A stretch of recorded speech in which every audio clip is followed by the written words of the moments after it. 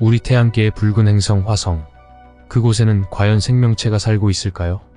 우리 태양계에서 지구와 가장 닮아있는 행성이고 생명체가 살 수 있는 최소한의 가능성을 지닌 행성이 바로 화성이라고 할 수 있습니다. 인류는 오래전부터 지구의 이웃 행성인 화성에 대해 많은 관심을 갖고 있었죠. 화성에 혹시 생명체가 살고 있지 않을까? 또는 화성에서 인류가 살 수 없을까 하는 호기심을 갖고 이미 17세기 때부터 화성을 망원경으로 관찰하는 등 화성에 대해 지대한 관심을 가져왔습니다. 갈릴레이를 비롯한 역대 과학자들이 망원경으로 화성의 표면에 수많은 수로와 협곡이 있는 것을 발견하고는 화성에 물이 존재하고 생명체가 있을 것으로 추측해왔죠. 화성에 생명체가 존재하려면 기본적으로 물과 산소가 존재해야 합니다. 그런데 지금까지 알려진 바에 따르면 화성에는 대기는 존재하지만 대기층이 지구보다 얇고 대기의 대부분이 이산화탄소로 구성되어 있고 보는 것과 같이 산소는 1% 정도로 소량만 존재한다고 알려져 있죠. 지구의 산소량이 17%인 것과 비교하면 화성의 산소량은 매우 적은 것인데 이 정도로 적은 산소량으로는 사실 생명체가 살아가기 어렵습니다. 생명체가 살 수 있는 또 다른 요소는 바로 물인데 화성의 표면에는 수많은 계곡과 수로들이 존재하고 있습니다.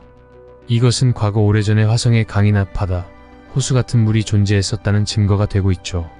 과거 오래전에 화성에 존재했던 강과 바다, 호수의 물들이 어떤 이유로 인해서 어느 순간 갑자기 사라져버렸고 지금 같은 물이 없는 황무지가 되어버렸을지도 모르는 일입니다. 하지만 몇 년 전 화성 탐사선이 화성의 땅속에서 발견한 얼음으로 추정되는 것을 발견했고 조사 결과 산소와 수소의 결합의 결정체로 물이라는 것을 밝혀냅니다. 이로써 화성에는 물이 존재한다는 것이 증명된 것이죠.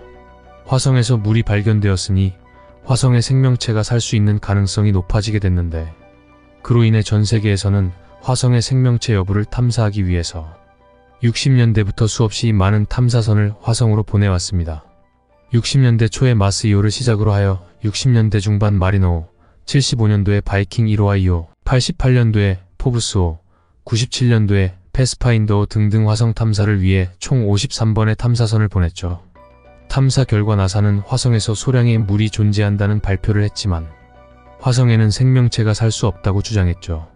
나사의 주장대로 정말로 화성에는 생명체가 살고 있지 않은 것일까요? 그렇다면 화성과 지구의 차이는 무엇일까요? 화성은 우리 태양계에서 태양으로부터 네 번째로 떨어진 붉은 빛이 감도는 사막 지형의 행성입니다. 화성은 지구의 4분의 1 크기로 지구보다는 작은 행성이며 화성의 중력은 지구 중력의 3분의 1 정도로 지구보다는 중력이 약한데 지구에서 1m를 점프한다면 화성에서는 그와 같은 힘으로 무려 26m를 뛸 수 있죠. 또 화성에는 지구와 같이 대기층이 존재하지만 화성의 대기는 지구의 대기층보다 얇은 것이 특징이며 매우 척박합니다. 1976년 나사는 화성에 바이킹5를 직접 착륙시켜서 본격적인 화성 탐사를 개시했는데 탐사 로봇이 화성의 사진도 찍고 화성 토양을 수거해서 지구로 갖고 오기도 했습니다. 그리고 바이킹5가 수거한 토양 성분을 바탕으로 해서 생명체의 존재 여부를 조사했는데 그 화성의 토양을 대상으로 광합성 여부와 이산화탄소 여부를 조사해 본 것이죠.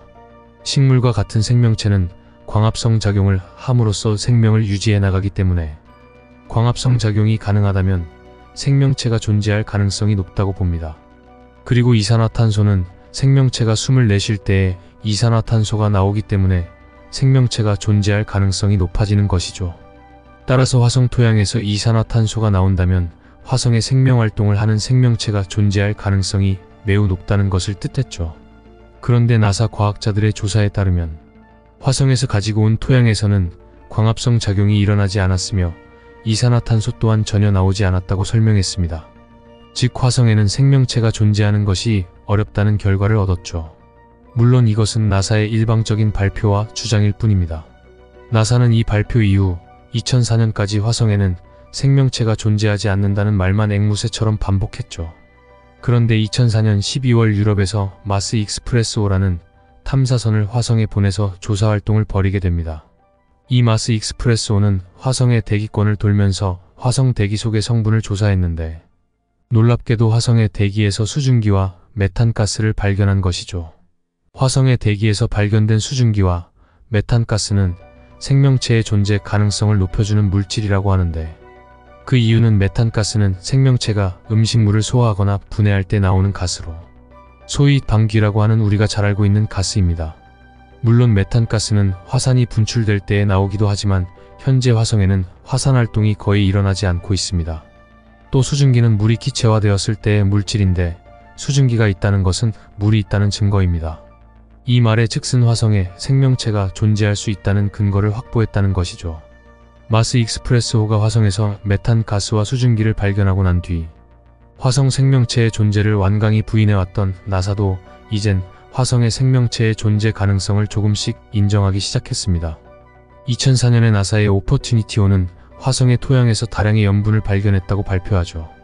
염분은 생명체가 생존하는 데 필수적인 성분이기 때문에 염분이 존재한다는 것은 생명체가 존재할 수 있다는 가능성을 시사했습니다. 그리고 또 2015년 나사는 화성에서 물이 흐르고 있다는 중요한 증거를 발견했다고 발표했습니다. 이미 2008년도에 나사는 화성의 북극 지역에서 얼음 형태의 다량의 물이 존재한다고 발표한 적이 있습니다. 7년 후인 2015년도에는 화성에 물이 역동적으로 흐르고 있다는 사실마저 발표하죠. 화성에 생명체가 존재하지 않는다는 주장을 고수하던 나사의 갑작스러운 태도 돌변에 사람들은 의아해합니다. 혹시 나사는 생명체의 존재를 이미 알고 있었지만 숨기고 싶었던 것은 아닐까요? 다른 기관의 탐사선에 의해 화성 생명체의 존재 여부가 밝혀지는 것은 싫었던 것이 아닐까요? 아무튼 오랫동안 화성에 대한 지속적인 탐사 활동을 통해서 새로운 사실들이 밝혀지고 있는데 결국 화성에 생명체가 살고 있을 가능성이 점점 높아지고 있는 것이 사실입니다. 이처럼 화성 탐사 활동을 통해서 물, 이산화탄소, 메탄가스, 과염소산염 등 화성에서 생명체가 사는데 필요한 성분들이 계속 발견됨에 따라서 화성에 생명체가 살고 있을 가능성이 확실시되고 있습니다. 그런데 화성에 과연 어떤 생명체가 살고 있을 것인가 하는 의문점이 들게 되는데요. 사실 화성 탐사선에서 보내온 사진들 속에서 화성 생명체의 존재의 단서를 확인할 수 있습니다. 현재까지 화성에는 20대가 넘는 탐사선들이 보내졌고 탐사선들은 수많은 화성 표면의 사진들을 찍어서 전송해 왔습니다. 그 화성 탐사선들이 찍어서 보내온 화성 표면의 사진들을 정밀하게 조사하고 분석해보면 화성 표면에서 매우 특이한 단서들을 찾아볼 수 있는데 아래 사진은 1976년도 바이킹호가 화성의 북반구 사이도니아 지역에서 찍은 인면암입니다. 인면암은 화성 사진 중에서 가장 유명한 사진인데 그 크기는 머리부터 턱까지의 길이가 무려 2.6km이고 양볼의 넓이는 1.9km, 땅에서부터 인면암까지 높이는 800m라고 합니다. 이 인면암의 모습은 이집트의 스핑크스의 모습과 매우 흡사해 보입니다. 음모론자들은 이렇게 거대한 크기의 인면암을 깎아서 형체를 만들 수 있는 생명체는 문명이 발달한 외계인 밖에 없다고 주장하고 있죠. 이 인면암의 모습이 이집트의 스핑크스의 얼굴의 모습과 비슷해 보이는 것은 우연의 일치일까요? 그 정답은 2005년 8월 12일에 발사된 화성 정찰 위성이 인면암을 고화질로 촬영하게 되면서 밝혀지게 됩니다. 고해상도로 촬영된 사진을 확인한 결과 화성 인면암이라고 불리던 것은 그냥 바위산이었고 그림자에 의해 사람 얼굴처럼 보였던 것으로 밝혀졌습니다.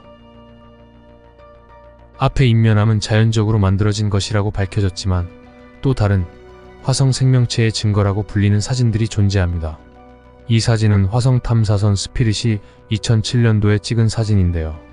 여성으로 보이는 조각상으로 보통 여성 조각상이라고 불리우는 유명한 사진입니다.